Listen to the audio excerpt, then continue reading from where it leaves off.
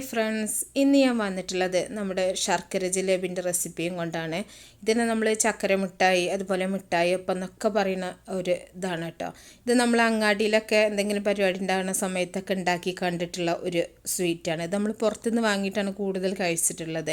അപ്പോൾ ഇത് ഗോതമ്പ് പൊടി കൊണ്ടാണ് ഞാൻ ചെയ്യുന്നത് കേട്ടോ. ഗോതമ്പ് പൊടി ഉണ്ടെങ്കിൽ നമുക്ക് വളരെ പെട്ടെന്ന് ഇത് ചെയ്തെടുക്കാൻ പറ്റും. നല്ലൊരു സ്വീറ്റാണ് കേട്ടോ, നല്ല ടേസ്റ്റി ആയിട്ടുള്ളൊരു സ്വീറ്റാണ്. അപ്പോൾ റെസിപ്പിയിലോട്ട് പോകുന്നതിന് മുമ്പായിട്ട് നിങ്ങൾ എൻ്റെ ചാനൽ സബ്സ്ക്രൈബ് ചെയ്തിട്ടില്ലെങ്കിൽ ഒന്ന് സബ്സ്ക്രൈബ് ചെയ്യുക. അതുപോലെ നിങ്ങൾക്ക് ഇഷ്ടമാണെങ്കിൽ നിങ്ങൾ ലൈക്ക് ചെയ്യാനും ഷെയർ ചെയ്യാനൊന്നും മറക്കരുത് കേട്ടോ. അപ്പോൾ വളരെ ഈസി ആയിട്ടുള്ള ഈ സ്വീറ്റ് എങ്ങനെ റെഡിയാക്കുന്നത് നോക്കാം. എല്ലാവർക്കും ചെയ്യാൻ പറ്റുന്ന നല്ലൊരു റെസിപ്പിയാണ്. അപ്പോൾ നമുക്ക് റെസിപ്പിയിലോട്ട് പോകാം. ആദ്യം തന്നെ ഒരു ബൗൾ എടുത്തിട്ട് അതിലേക്ക് 1.5 കപ്പ് ഗോതമ്പ് പൊടിയാണ് ഇട്ട് കൊടുക്കുന്നത്. ഇത് അരിച്ചെടുത്തിട്ടുള്ള ഗോതമ്പ് പൊടിയാണ് കേട്ടോ.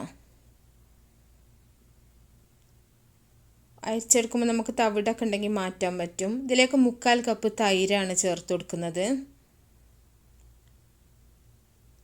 ഇതിലേക്ക് ഞാൻ ഒരു 1/4 കപ്പ് അരിപ്പൊടിയും കൂടെ ചേർക്കുന്നുണ്ട്. ഈ അരിപ്പൊടി ചേർക്കുന്നത് നമുക്ക് കുറച്ച് ക്രിസ്പി ആയി കിട്ടാൻ വേണ്ടിയിട്ടാണ്. ഇതിലേക്ക് ഒരു 1/4 ടീസ്പൂൺ ബേക്കിംഗ് പൗഡറും കൂടെ ചേർത്ത് കൊടുക്കുക. ഈ ബേക്കിംഗ് പൗഡറിന് പകരം നിങ്ങൾക്ക് വേണമെങ്കിൽ ഒരു നുള്ള് ബേക്കിംഗ് സോഡ ഇട്ട് കൊടുത്താൽ മതി. ഇനി ഇതിലേക്ക് ആവശ്യത്തിന് ഉപ്പ് ഇട്ട് കൊടുക്കുക. ഉപ്പ് കുറച്ചിട്ടാൽ മതി കേട്ടോ. ഇനി നമുക്കിതൊന്ന് നന്നായിട്ടൊന്ന് മിക്സ് ചെയ്യാം. ആദ്യം നമ്മൾ ഈ മാവൊന്ന് മിക്സ് ചെയ്തതിന് ശേഷം മാത്രം നമുക്ക് വെള്ളം ഒഴിച്ചിട്ട് ഒന്ന് കുഴച്ചെടുത്താൽ മതി. നമുക്കിവിടെ കിട്ടുന്ന ഗോതമ്പ് പൊടി അത്ര കളറില്ലാത്തതാണ്, അധികം തവിടൊന്നും ഇല്ലാത്ത ഗോതമ്പ് പൊടിയാണ്. ഇതിലേക്ക് നമുക്ക് ആവശ്യത്തിന് വെള്ളം ഒഴിച്ച് കൊടുക്കാം. നമുക്ക് ദോശമാവിൻ്റെ ആ ഒരു പരുവത്തിലാണ് നമുക്കിത് കലക്കിയെടുക്കേണ്ടത്. അപ്പോൾ അതിനനുസരിച്ചിട്ട് കുറേശ്ശെ വെള്ളം ഒഴിച്ചിട്ട് നിങ്ങൾ നോക്കി കലക്കിയെടുക്കുക കേട്ടോ. ഒന്നിച്ച് വെള്ളം ഒഴിച്ചിട്ടുണ്ടെങ്കിൽ ചിലപ്പോൾ പെട്ടെന്ന് വെള്ളം കൂടിപ്പോവും. അപ്പോൾ നമ്മൾ മാവ് വീണ്ടും ഇട്ടെടുക്കുമ്പോൾ നമ്മുടെ ഇതിൻ്റെ അളവൊക്കെ തെറ്റിപ്പോവും. അപ്പോൾ പിന്നെ നമ്മുടെ ജിലേബി കറക്റ്റായിട്ട് പൊങ്ങി വരില്ല. അപ്പോൾ നിങ്ങൾ അതിനനുസരിച്ചിട്ട് വെള്ളം ചേർത്തിട്ട് മിക്സ് ചെയ്തിട്ട് നോക്കുക. അപ്പോൾ ഇതിലേക്ക് സാധാരണ വെള്ളമാണ് ഒഴിച്ച് കൊടുക്കേണ്ടത്, ചൂടുവെള്ളമൊന്നും ഒഴിക്കരുത് കേട്ടോ. ഇനി ഇത് നമുക്ക് കട്ടാണ്ട് നല്ലോണം ഒന്ന് ഇളക്കി മിക്സ് ചെയ്യാം. ഇത് നമുക്കൊരു 3 മണിക്കൂറെങ്കിലും നമ്മൾ ഈ മാവൊന്ന് റെസ്റ്റ് ചെയ്യാൻ വെക്കണം. അതിന് ശേഷം മാത്രമേ നമ്മൾ ഫ്രൈ ചെയ്യാൻ പാടുള്ളൂ. അപ്പോൾ നന്നായിട്ടൊന്ന് ഇളക്കി മിക്സ് ചെയ്തിട്ടുണ്ട് ഞാൻ. ഇനി ഇത് നമുക്കൊരു 3 മണിക്കൂറൊന്ന് അടച്ച് മാറ്റി വെക്കാം. അപ്പോൾ നിങ്ങൾക്ക് കാണുന്നുണ്ടാവും ഈ ഒരു പരുവത്തിലാണിത്. ഇനി ഈ സമയം കൊണ്ട് നമുക്കിതിലേക്കുള്ള ശർക്കരപ്പാനി റെഡിയാക്കാം. അതിന് വേണ്ടിയിട്ട് 1.5 കപ്പ് ശർക്കരയാണ് ഞാൻ എടുത്തിട്ടുള്ളത് കേട്ടോ. മാവെടുത്ത അതേ അളവിലാണ് ഞാൻ എടുത്തിട്ടുള്ളത്. ഇതിലേക്കൊരു 1.25 കപ്പ് വെള്ളം ഒഴിച്ചു കൊടുക്കുന്നുണ്ട്.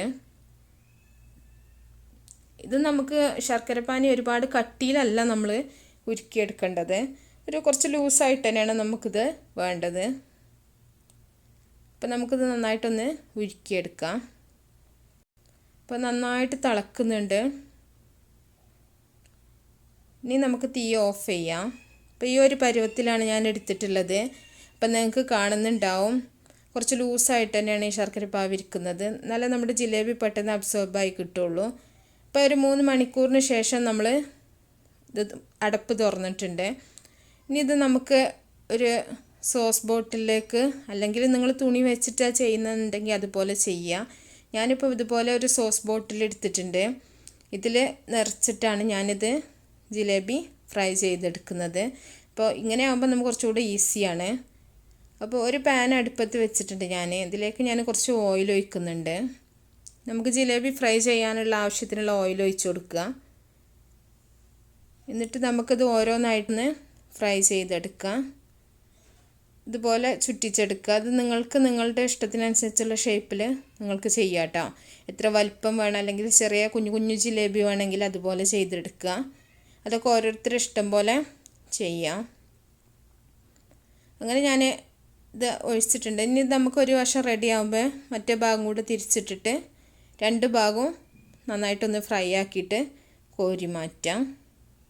അപ്പം നമ്മൾ നന്നായിട്ട് ഫ്രൈ ചെയ്യുന്ന സമയത്ത് ക്രിസ്പി ആയിട്ടിരിക്കും. നമ്മളത് ശർക്കരപ്പാനിയിൽ ഇടുമ്പോൾ പെട്ടെന്ന് അബ്സോർബ് ആകുമ്പോൾ നന്നായിട്ട് തന്നെ സോഫ്റ്റ് ആവും കേട്ടോ. അത്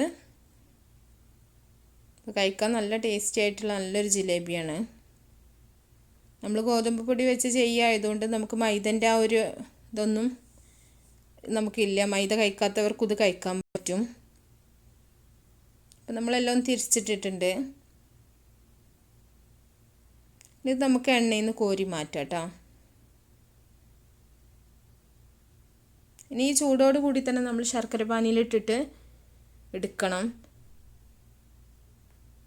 ബാക്കിയുള്ള മാവും നമുക്കിതുപോലെ തന്നെ ചുറ്റിച്ചു കൊടുക്കാം. മറ്റത് ചെയ്ത പോലെ തന്നെ ഒരു ഭാഗം റെഡി ആകുമ്പോൾ നമ്മൾ തിരിച്ചിട്ടിട്ട് 2 ഭാഗം ഫ്രൈ ആയിരുന്ന സമയത്ത് നമുക്കിത് എണ്ണയിൽ നിന്ന് കോരി മാറ്റാം. നമ്മൾ അരിപ്പൊടി ചേർത്തുകൊണ്ട് നല്ല ക്രിസ്പായിട്ട് തന്നെ ഇരിക്കുക കേട്ടോ. നമ്മൾ അരിപ്പൊടി ചേർക്കുന്ന തന്നെ ആ ഒരു ക്രിസ്പ്നെസ്സിന് വേണ്ടിയിട്ടാണ്.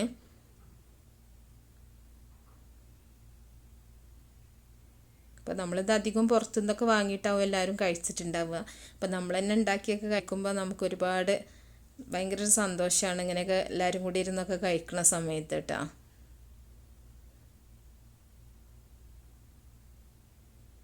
അപ്പോൾ നമുക്കിതും കോരി മാറ്റാം. അങ്ങനെ മൊത്തം നമുക്കിതുപോലെ തന്നെ ഒന്ന് ഫ്രൈ ചെയ്തെടുക്കാം.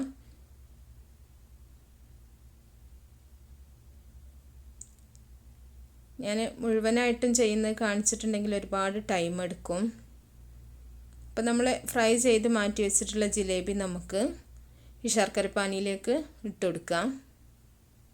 അപ്പോൾ കുറച്ച് ടൈം മാത്രം ഇട്ടാൽ മതി കേട്ടോ. ഒരുപാട് സമയമൊന്നും നിങ്ങൾ ശർക്കര പാനിയിൽ ഇട്ട് വെക്കണ്ട. അപ്പോൾ ഒരുപാട് സോഫ്റ്റായിട്ട് നമ്മുടെ ജിലേബി കൊണ്ട് കുഴഞ്ഞു പോവും. അപ്പോൾ കുറച്ച് സമയം ഇട്ടിട്ട് അത് ശർക്കര പാവ് അതിൻ്റെ ഉള്ളിലേക്കൊക്കെ ആയിട്ടുണ്ടെന്ന് കാണുമ്പോൾ പെട്ടെന്ന് തന്നെ കോരി മാറ്റുക കേട്ടോ. അപ്പോൾ നല്ല ടേസ്റ്റിയാണ്, ക്രിസ്പിയാണ്, അതുപോലെ തന്നെ നല്ല ജ്യൂസി ആയിട്ടുള്ള നല്ല ജിലേബിയാണ് കേട്ടോ അത്. ശർക്കര ആയതുകൊണ്ട് നല്ല ടേസ്റ്റാണ്. പിന്നെ ശർക്കരേൻ്റെ കളറിനനുസരിച്ചായിരിക്കും ജിലേബിൻ്റെ ആ ഒരു കളർ കിട്ടുക നമുക്ക്. അപ്പോൾ ഇവിടെ ശർക്കര ജിലേബി ഇവിടെ റെഡി ആയിട്ടുണ്ട്. അപ്പോൾ എല്ലാവരും ഉണ്ടാക്കി നോക്കുക. എല്ലാവർക്കും ഉണ്ടാക്കാൻ പറ്റിയ നല്ല ഈസി ആയിട്ടുള്ള നല്ലൊരു റെസിപ്പിയാണിത് കേട്ടോ. അപ്പോൾ എല്ലാവർക്കും ഇഷ്ടമായി, നിങ്ങൾ ഉണ്ടാക്കിയതിന് ശേഷം നിങ്ങൾ കമൻ്റൊക്കെ അറിയിക്കുക. അപ്പോൾ നല്ല റെസിപ്പികളൊക്കെ ആയിട്ട് നമുക്ക് അടുത്തൊരു വീഡിയോയിൽ കാണാം. Okay, by.